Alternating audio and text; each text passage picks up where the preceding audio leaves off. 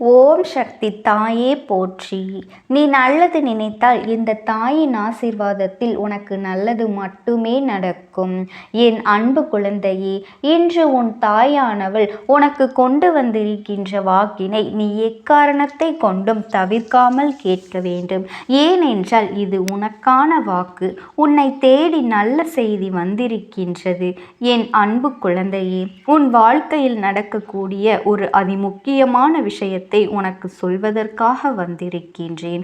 உன் வாழ்க்கையில் சில விருப்பங்களை உன் கைகளில் கொண்டு வந்து சேர்க்க உனக்கு உதவிகளை செய்ய ஒருவர் தயாராக இருக்கின்றார். என் தங்க பிள்ளையே, அவர் ஏற்கனவே அந்த உதவியை உனக்கு செய்து கொடுத்தும் விட்டார். அவர் யார்? அவர் என்ன உதவியை உனக்கு செய்து கொடுத்தார் என்பதை நீ கட்டாயமாக தெரிந்து கொள்ள வேண்டிய நேரம் வந்துவிட்டது. ஏனென்றால் உன் வாழ்க்கையில் நடக்கின்ற நல்ல விஷயங்களை எல்லாம் உனக்கு நான் சொல்வதற்காகத்தான் இருக்கின்றேன். ஆனால் அதனை எல்லாம் நீ தெரியாமலேயே ஒரு சில விஷயங்களில் நீ அப்படியே விட்டுவிடுகின்றாய். இந்த இக்கட்டான சூழ்நிலைகளிலும் அவர் உனக்கு நல்லதைத்தான் செய்து கொண்டிருக்கின்றார். என் தங்க குழந்தையே, இதை அறியாமலும் என் பிள்ளை உனக்கு நடப்பது நல்லது என்பது கூட தெரியாமலும் நீ இருந்து கொண்டிருக்கின்றாய். அப்படி உன்னை சுற்றி நடந்து கொண்டிருக்கின்ற சில விஷயங்களை பற்றி நீ சரியாக தெரிந்து கொள்ள வேண்டும். உனக்கு நீ கேட்ட விஷயத்தை இப்பொழுது நிறைவேற்றி கொடுத்துவிட்டு அவர் சென்று விட்டார் என் தங்க பிள்ளையே. ஆனால் உனக்கு கிடைத்தது தெரிந்திருக்கின்றதா இல்லையா என்று உனக்கே புரியவில்லை. நீயும் அதை பற்றி சிந்திக்கவும் இல்லை. நீ மனதில் நினைத்த விஷயம் உனக்கு கிடைப்பதற்கான அத்தனை உதவிகளையும் இவர்கள் உனக்கு செய்து விட்டார்கள் என்பதனை உனக்கு விளக்குவதற்காகத்தான் இன்று இந்த அம்மா வந்திருக்கின்றேன். என் பிள்ளையை, நல்ல விஷயங்களை எல்லாம் உடனுக்குடன் எல்லோருக்கும் நடந்து விடாது. எல்லோர் வாழ்க்கையிலும் நினைத்தவுடன் உடனே எதுவும் கிடைத்து விடாது.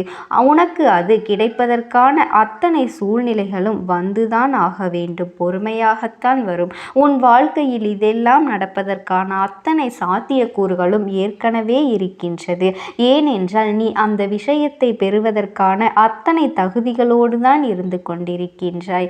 அதனால்தான் இப்பொழுது அந்த விஷயம் உன் வாழ்க்கையில் நடத்தி கொடுப்பதற்கான அத்தனை உதவிகளையும் ஒருவர் உனக்கு செய்து கொடுத்து விட்டு சென்று விட்டார்.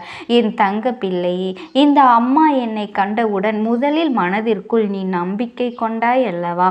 அம்மா நிச்சயமாக நமக்கு நல்ல செய்தி கொடுப்பாள், அது என்னவென்று நாம் தெரிந்து கொள்ள வேண்டும் என்றுதானே என் பிள்ளை என்னை தேடி வந்தாய். நிச்சயமாக உன்னுடைய இந்த எண்ணத்தை ஒரு பொழுதும் நான் பொய்யாக்கி விடமாட்டேன். உனக்கு நீ நினைத்ததை உன் கைகளில் கொண்டு வந்து கொடுப்பேன். எந்த நேரத்திலும் நான் உன்னை விட்டு விலகிவிட நினைத்தது கிடையாது. என் பிள்ளைக்கு என்ன செய்ய வேண்டும், ஏது செய்ய வேண்டும், அதை எப்பொழுது கொடுக்க வேண்டும் என்பதெல்லாம் நான் நன்கு அறிந்த விஷயம். அதனால்தான் நான் உனக்கு தருவதை நீ மனதார பெற்றுக்கொள்ள வேண்டும்.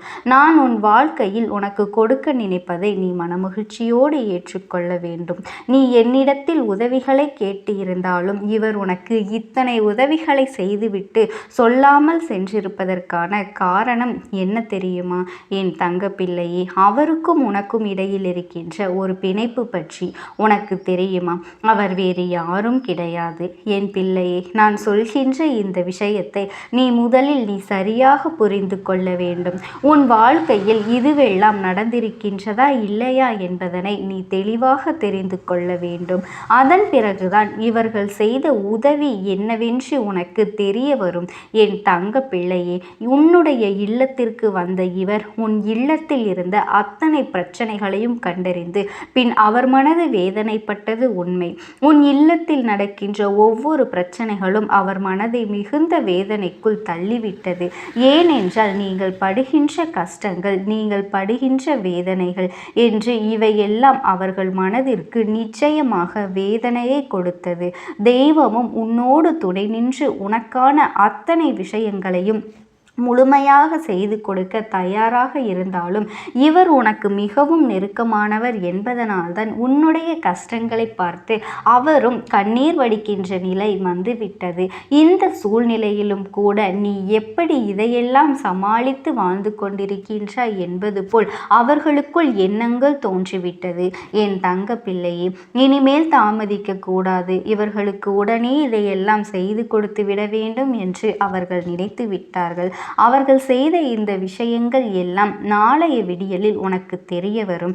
என்னென்ன மாற்றங்கள் உன் வாழ்க்கையில் நடந்து கொண்டிருந்தது, நடந்து முடிந்தது. என் பிள்ளையே, உனக்கு மிகவும் நெருக்கமான ஒருவர்தான் இதை செய்திருக்க முடியும் என்றால் அது வேறு யாராக இருக்க முடியும்?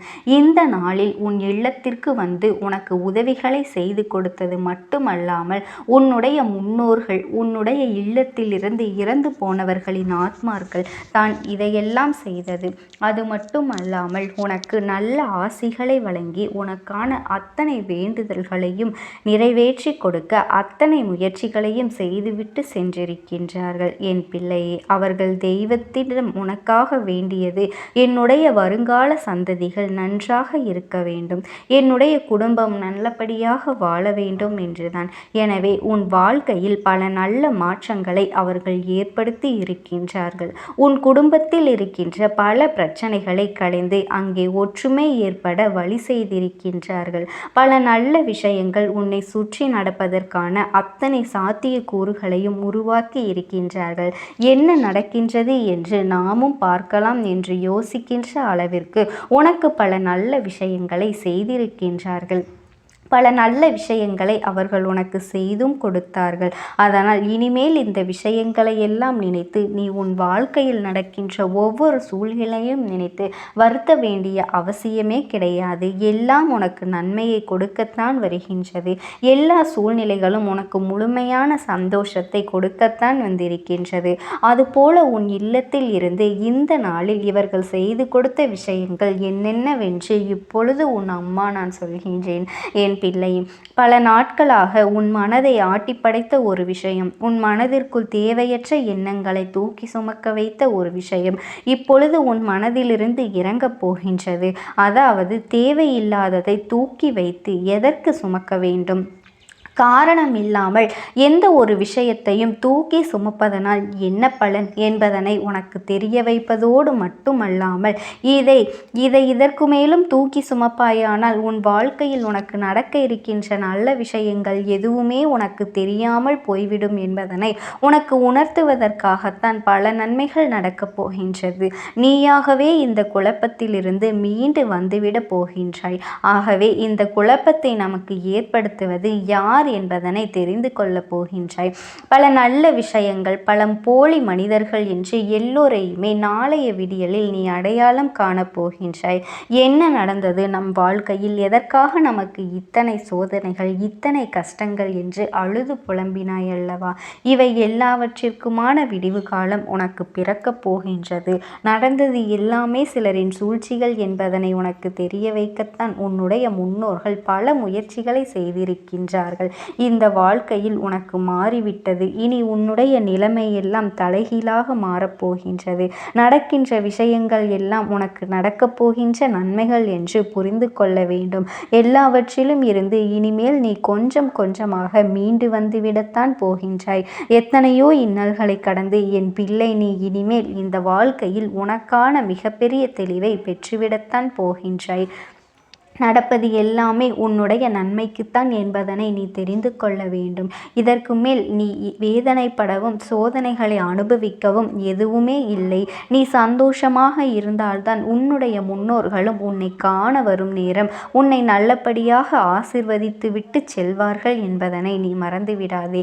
இல்லை என்றாலும் அவர்கள் எப்பொழுதும் உனக்கு உறுதுணையாக இருந்து இந்த கஷ்டத்திலிருந்து உன்னை மீட்டெடுக்க அத்தனை முயற்சிகளையும் இன்று அவர்கள் மன திருப்தி அடைந்தது. உனக்கு நன்மைகளை செய்ய வேண்டும் என்று அவர்கள் உன் இல்லம் தேடி வந்து உனக்கான நல்ல விஷயங்களை எல்லாம் செய்துவிட்டு சென்றிருக்கின்றார்கள். என் தங்க குழந்தையே, நீ எதை நினைத்தும் கவலைப்படாதே. இந்த தாயானவளினுடைய அன்பும் ஆசீர்வாதங்களும் என்றுமே உனக்கு முழுமையாக கிடைக்கும்.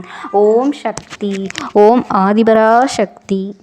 என் அன்பு குழந்தையே, உனக்கான நல்ல விஷயங்களை செய்து கொடுப்பதற்காகவே உன் தாயானவள் இன்று உன்னை தேடி வந்திருக்கின்றேன். இன்று இந்த அம்மா ஒரு பெருமகிழ்ச்சியான செய்தியோடு வந்திருக்கின்றேன். என் பிள்ளையே, உன்னை 2 தெய்வங்கள் சுற்றி சுற்றி வந்து கொண்டிருக்கின்றது. இவர்களை நீ கவனமாக வணங்கி கொண்டிருக்கின்றாயா, அல்லது நீ வேறு யாரையாவது வணங்கி கொண்டிருக்கின்றாயா என்று உனக்கான ஒரு சிந்தனையை கொடுப்பதற்காக இந்த அம்மா நான் வந்திருக்கின்றேன். அதாவது நம்மை சுற்றி வந்து நமக்கு நல்லது செய்கின்ற தெய்வங்களை நீ வணங்குகின்றாய் என்றால் உன்னுடைய வேண்டுதல்கள் எல்லாம் நிச்சயமாக நிறைவேறிவிடும். இல்லாது போனால் நீ வணங்குவது ஒருவரையும் உனக்கு நல்லது செய்ய உன்னை தேடி வருவது இன்னொருவராகவும் இருக்கும் பட்சத்தில் உன்னுடைய வேண்டுதல்கள் எல்லாம் தாமதமாவது சாத்தியம்தானே. அதனால் என் குழந்தையே, இன்று உன் அம்மா என்னிடத்தில் இருந்து இந்த செய்தி என்னவென்று நீ தெரிந்து கொண்டு உனக்கு வாழ்க்கையில் நல்லது நினைப்பது யார், உன்னை சுற்றி சுற்றி வந்து கொண்டிருக்கின்ற இந்த 2 தெய்வங்கள் யார் என்பதனை நீ தெரிந்து கொள்ள வேண்டும்.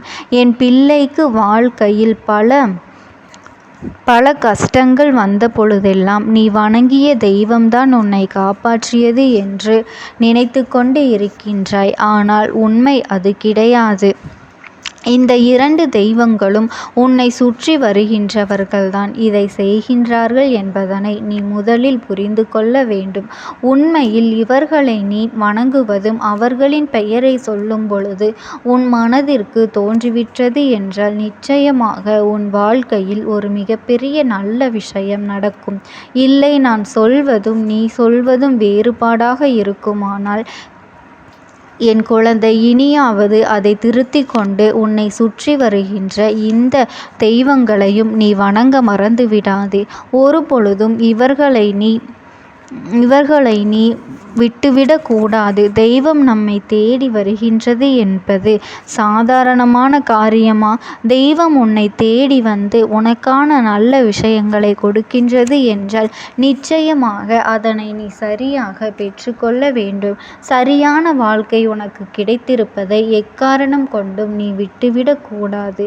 இந்த நேரத்தில் இந்த விஷயம் உன் வாழ்க்கையில் நடக்க வேண்டும் என்பது விதி.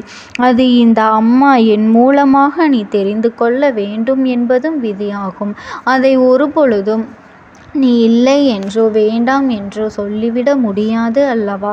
நமக்கான நல்ல விஷயங்கள் எல்லாம் நடக்கப் போகின்ற இந்த தருணத்தில் என் குழந்தை, நீ விட்டுவிடாதே. அம்மா சொல்கின்ற வார்த்தைகளில் இருக்கின்ற உண்மைகள் எல்லாம் என்னவென்று நீ நிச்சயமாக இன்று புரிந்து கொள்ள வேண்டும். யாருமே நமக்கு நல்லது நினைக்கவில்லை. யாருமே நமக்கு எந்த நன்மைகளையும் செய்யவில்லை என்று சொல்லி வருத்தப்பட்டு கொண்டிருக்காதே. என் பிள்ளை, உன்னை தேடி 2 தெய்வங்கள் உன்னை சுற்றி சுற்றி வந்து கொண்டிருக்கின்றது என்றால் இதைவிட மிகப்பெரிய சந்தோஷம் இந்த வாழ்க்கையில் உனக்கு என்னவாக இருக்கப் போகின்றது? இதுவே உனக்கான நிறைவையும் இதுவே உனக்கான உச்சபட்ச மகிழ்ச்சியையும் கொடுக்கக்கூடிய நிகழ்வாக உன் வாழ்க்கையில் இருக்கும். இந்த 2 தெய்வங்களையும் நான் உனக்கு அடையாளம் காட்டித் தருகின்றேன். என் பிள்ளை, நேற்று அம்மா உன்னிடத்தில் ஒரு விஷயத்தை பற்றி பேசினேன். அது உனக்கு ஞாபகம் இருக்கின்றதா? வணங்கக்கூடாத தெய்வங்களை எல்லாம் வணங்கிவிட்டாய் என்று வணங்கக்கூடிய இவர்களை விட்டு விடுகின்றாய். ஒரு பிரச்சனை, ஒரு கஷ்டம் தொடர்ந்து வருகின்றது என்றவுடன் அங்கு ஓடவும் இங்கு ஓடவும், அவர்களை தேடவோ அவர்களிடம் பரிகாரம் செய்யவா, இங்கு கொண்டு பணத்தை கொட்டவா என்று நீ சுற்றி சுற்றி வந்து கொண்டிருக்கின்றாய். ஆனால் நீ செய்த தவறு இதுதான் என்று உனக்கு ஏற்கனவே உன் அம்மா நான் சொல்லிவிட்டேன் அல்லவா? இன்று நான் சொல்லக்கூடிய இந்த 2 தெய்வங்களும் இந்த வாழ்க்கையில் எப்பொழுதும் நீ வணங்கி நிற்க வேண்டிய தெய்வங்கள். இவர்கள் அத்தனை சுலபமாகவெல்லாம் உன் முன்னால் தோன்றிவிட மாட்டார்கள். ஆனால் உனக்கான நன்மைகள் அத்தனையும் இவர்களிடத்தில் இருந்துதான் கிடைத்து கொண்டு இருக்கின்றது. இந்த வாழ்க்கையில் நீ பெற நினைக்கின்ற எல்லா உண்மைகளையும் இவர்களிடத்தில் இருந்துதான் நீ பெற்றுக்கொண்டு இருக்கின்றாய் என்பதனை நீ மறந்துவிடாதே. எந்த நேரத்தில் இந்த வாழ்க்கை என்ன கொடுத்து என்ன எடுத்தது என்று யோசிக்கின்றாய். ஆனால் உனக்கு கொடுத்தது என்னவென்று நிச்சயமாக நான் உனக்கு நிறைவாக உன்னை தேடி வருகின்றேன் என்பதனையும் நீ புரிந்து கொள்ள வேண்டும். எந்த நேரத்திலுமே என் பிள்ளைக்கான விஷயங்கள் என் குழந்தைக்கு சரியான ஏமாற்றங்களையும் ஏற்றங்களையும் சரியான இரக்கங்களையும் தந்து கொண்டு இருக்கின்றது. நீ என்றாவது நினைத்திருக்கின்றாயா நம் வாழ்க்கை நல்லபடியாக இருக்கின்றது என்று? ஒரு நாளும் சிந்தித்தது கிடையாது. ஒவ்வொரு நாளும் சுற்றி வருகின்ற துன்பங்களையும் கஷ்டங்களையும் பற்றி மட்டும்தான் நீ அதிகமாக சிந்தித்திருக்கின்றாயே தவிர உன்னை தேடி வந்த நல்ல விஷயங்களை நீ ஒருபொழுதும் ஏற்றுக்கொள்ளவில்லை. இந்த விஷயத்தையும் அப்படித்தான் விட்டு விடுவாயோ என்று உன் அம்மா நான் யோசிக்கின்றேன். ஏனென்றால் அம்மா சொல்கின்ற இந்த வார்த்தைகளில் இருக்கின்ற உண்மைகள் உனக்கு புரியும் என்றால் என்றோ நீ இந்த வாழ்க்கையில் உனக்கான சந்தோஷத்தை அடைந்திருப்பாய். ஆனால் ஒரு சில விஷயங்கள் உனக்கு ஏற்படுத்துகின்ற கஷ்டங்கள், ஒரு சில விஷயங்கள் உனக்குள் ஏற்படுத்துகின்ற மாற்றங்கள் என்று இவை எல்லாவற்றையும் கண்டு நீ விழிபிதுங்கி நின்று கொண்டிருக்கின்றாய்.